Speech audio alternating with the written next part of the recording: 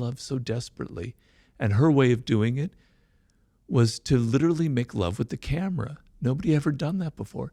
You could sense that she needed it, and it was so powerful that you sensed it, that she drew it to herself. Great charismatic individuals. John F. Kennedy is someone who had a lot of charisma. He came from a very bad childhood, right? His father was very mean to him, etc. Some children, in the worst circumstances, it ends up bringing the best out of them. They have to find their way in life. And some people who have everything don't go very far because they don't know how to find things for themselves. So life is weird. Some people who have great childhoods do well. Some people who have great childhoods are spoiled and never learn how to get things on their own. And some people have the shittiest childhoods, learn how to be resourceful and get what they need on their own. You mentioned seduction there, the art of seduction. Why did you write a book about the topic of seduction? Seduction is a high form of power because you make people feel pleasure. You make them feel excited or interested in you.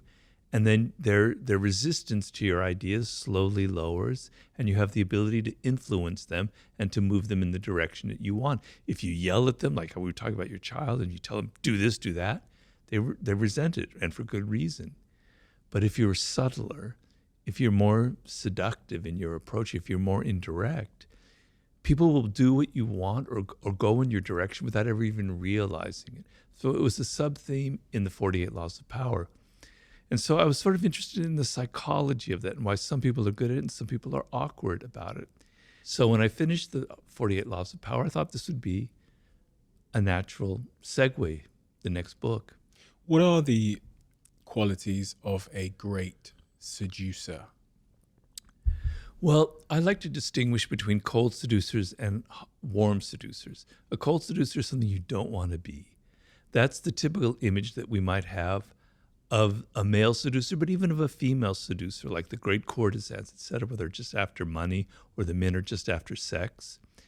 That's not my ideal. My ideal is kind of a back and forth quality where it's not domination. It's sort of like a game that you're playing. It's like a mating game. It's like a courtship ritual where both people are kind of seducing each other. And so what makes for a great seducer is very simple. I can summarize it very simply. You are outer directed. So when you meet somebody for the first time or you're on a date or whatever it is, you're not having that internal monologue going, does she like me or does he like me? Am I dressed well? Am I saying stupid things? What can I do to impress them? No. You turn it off and you're outer directed and you're listening to them and you're entering their spirit and you're hearing them say things that give you idea of what they're missing in life, of what they want, of what their needs are, of what makes them an individual.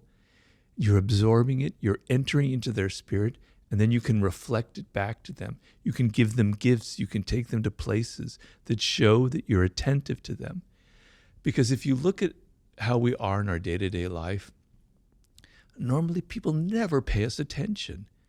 They're always so self-absorbed, they're never thinking about us. The times where you get the sense that people are actually interested in who you are as an individual is pretty rare. If you give that feeling to someone, it's incredibly powerful because we all want to be validated. We all want to be recognized. So the seducer is not someone who's all worried about him or herself and thinking. They're involved in the other person. They're absorbed like a sponge inside their psychology, inside their world. A lot of this is, very applicable to romance and dating, et cetera, et cetera. It feels, for whatever reason, not necessarily something I've read much about in your work, but it feels like dating and romance and relationships have become much more complicated in the modern world. That it's become much more difficult to seduce somebody. What are the attributes of someone then that is not good at seducing? Anti-Seducer has many qualities. I have a whole chapter on the Anti-Seducer. I try and define it. There are several of them. I don't have them all memorized, but one quality that's very anti-seductive is preaching and moralizing. Is like telling people oh, that's wrong what you just said, or your politics are ugly, or you're not really good at this, or something or other. Having a moral superiority, a sense of sanctimony in a realm which should be about pleasure, where should be that kind of equality, that kind of back and forth dynamic, where you're asserting your moral superiority, is deeply, deeply anti-seductive, the element of preaching to people. Not being generous, and I mean not just with money is important, but not being generous with your spirit, right? You want to be open, you want to give as much as you can to the other person of yourself, of your time, of your money, of your energy, etc. So being all kind of crimped and I don't want to give, I don't want to spend money, I want to take you to the cheap place to eat, I don't want to give you much time, is very, very anti-seductive. When you were talking a second ago about the person who goes on the date and they're thinking about themselves and what they, what their hair looks like or whatever else, that spoke to an insecure person. Is insecurity a seductive quality, or is it a anti-seductive quality? It is anti-seductive. Now, there is a part of weakness that is seductive. So I would say vulnerability is seductive, but insecurity is anti-seductive. And there's a big difference. Why does vulnerability draw people to you? Because the sense, so if I can define seduction in simple terms, most of the time we are closed to the influence of other people, particularly now. We have these walls up because life is harsh. People are coming at us with their advertisements, with their pleas, with their wanting money, with this, that, and the other. And we've all learned to be very defensive, right? And seduction is an openness, is the opposite of that. And you felt it when you were a child towards your parents. You felt very vulnerable and open. And there was an element of your parents and how they treated you that was very much like a seduction, right? So seduction is about being open to the other person to the extent where you can even fall in love. You can fall under their spell. And the sense of letting go of your ego, letting go of your defensiveness, and letting another person enter your world is being seduced. It requires vulnerability. If you meet, the typical scenario is of a man who's not vulnerable at all. He's so powerful and in control and everything, has no vulnerabilities. It's frightening, for a woman. It could be very frightening. Like this, he's so strong, he's so invulnerable that there's something wrong about it. Maybe he's a serial killer. Maybe he's got skeletons in his closet. Something isn't right about that. What seduces you about a puppy, about a child, about an animal, is their vulnerability. It makes you want to hug them. It makes you want to help them, right? The sense which if you came upon a tiger that's there and they don't need that, well, that's not seductive. I mean, on your screen it is, but if they're there in your living room, that's not seductive. But that puppy is, right? Vulnerability, the sense that somebody needs protection or help, brings out qualities in us that we don't normally have that I think allow for seduction. So that is being vulnerable. That is, I can be influenced by that other person. I am open to their spirit, right? That's being vulnerable.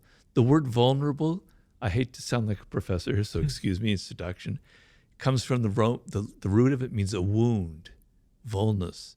So you have a wound inside of you and you need healing. And the other person naturally wants to help you, right? But being insecure is means I'm so self-absorbed, I'm so worried about myself that I can't get out of it. And we've all had that experience. When you meet somebody and you can sense, you can smell their insecurity in them. I'm not judging them because we all have insecurities. It makes you feel insecure. It makes you feel a little bit awkward. Whereas if you meet someone who's not like that, who's confident, etc., it brings out that quality in you. So if you're on a date and there's someone you smell that kind of insecurity, it makes you awkward and insecure. It creates a kind of a problem. So that would be the difference between the two. There's going to be a lot of people listening to this that are single and ready to mingle. What advice would you give them in terms of being great at dating. You've talked about the importance of vulnerability there and how that kind of forms connection between humans in a very innate way. What else is great dating advice for the single people out there? Well, the thing is, okay, there's several things. So first of all, we live in a culture where people think you shouldn't have to put effort into something like love and romance. You should just be who you are, man. I don't have to put on a role. I don't have to play a game. That's manipulative, blah, blah, blah, blah. No, I'm sorry. Love and romance is something that is almost biological. If you look at animals and mating rituals, they're incredibly elaborate. Seduction is a mating ritual. And so the worst thing you can feel is that this person isn't putting any effort into something. Let's just say it's from the woman's point of view. This man, he just shows up wearing jeans and his usual sloppy outfit. He doesn't comb his hair, et cetera, et cetera, et cetera. He takes me to the pub for dinner on our first date. You know, he's not thinking about me.